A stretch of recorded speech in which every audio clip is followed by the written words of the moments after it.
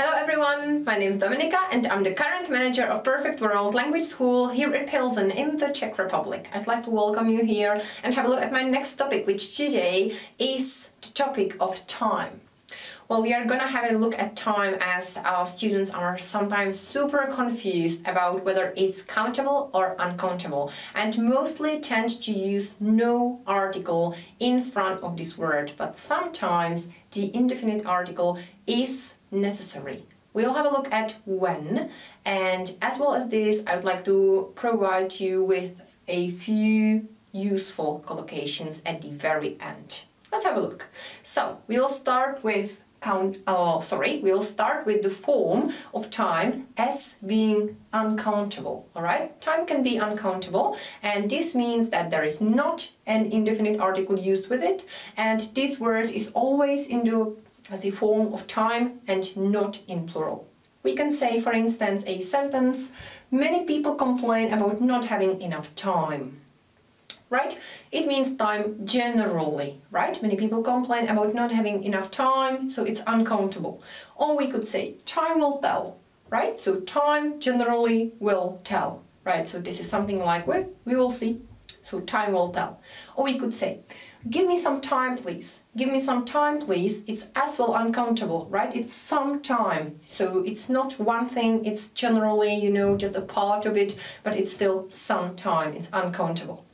On the other hand, it can as well be countable, right? And when it's countable, it means something like a period. It's a period which is limited, and it's used with an indefinite article plus usually an adjective, right? A good time or a bad time, right? So it's a bad or a good period.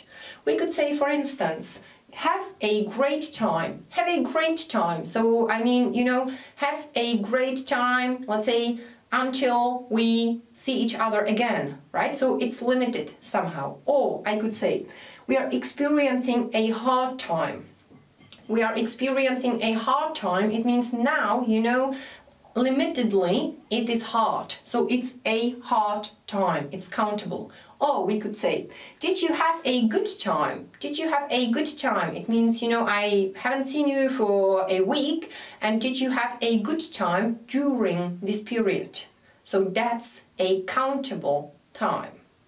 All right, super. I think this one is clear, as it can as well be uncountable and it can as well be countable. It really depends on the context, and you have to be able to recognize which one you're actually using in the moment.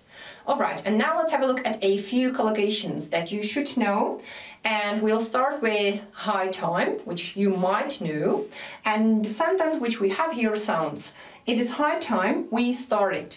It's high time we started actually means that we should start already. And we use it's high time plus the past. So we say it's high time we started. The same as it's high time is it's about time. Right? It's about time is very similar to it's around time. So actually, it's the time and it's about around it. I left, again the past. So it's about time I left, or you could as well say it's high time I left. So it's high time, it's about time, plus the past.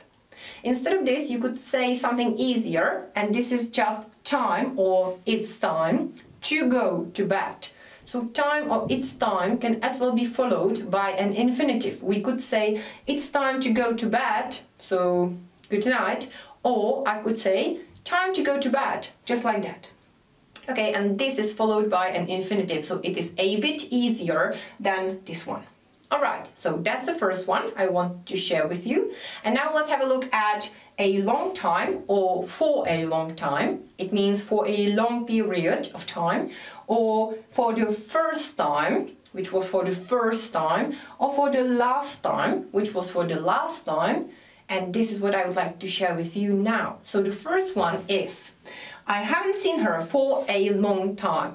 I haven't seen her for a long time. You can see that this one is the countable form, the countable, let's say, option, and this is really correct like that. So I haven't seen her for a long time, right? For ages. Or we could say, when did you meet him for the very first time? Where did you meet him? Sorry, when?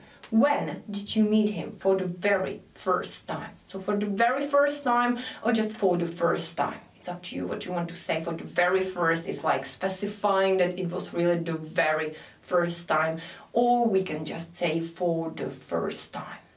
The opposite of this is I can't remember when we met for the very last time. I can't remember when we met for the very last time, right? Or just for the last time. Okay, so this is the opposite for the first time, for the last time. And now we have got one more option, which is actually using again the option of a countable word time, which means how many times, right? So it asks us how many times, right? Once, twice, 3 times. So this is countable and in plural. So we say, how many times a week do you run? And I can answer, well, I run 3 times a week. So again, it's countable. It is even used in plural. All right, I think, guys, this is everything I wanted to share with you. The collocations are as well pretty useful. So at first, you should know high time or about time or time to. As well as this, you should know for a long time, for the very first time, for the last time, and how many times, 3 times, 10 times, and so on. And note that time can either be countable or uncountable. Okay, have a nice time, and see you soon. Goodbye.